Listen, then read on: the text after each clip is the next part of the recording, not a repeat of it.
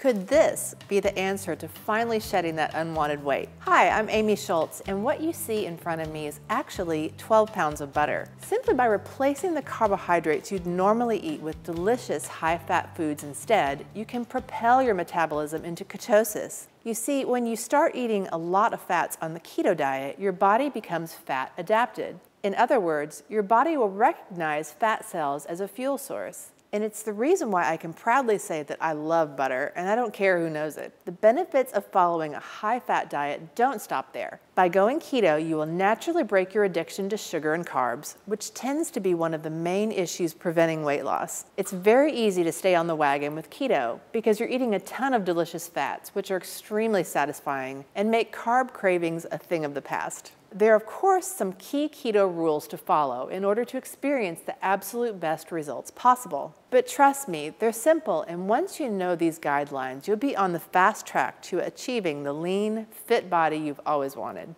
In fact, take it from YouTube's #1 most subscribed to keto coach, Thomas DeLauer.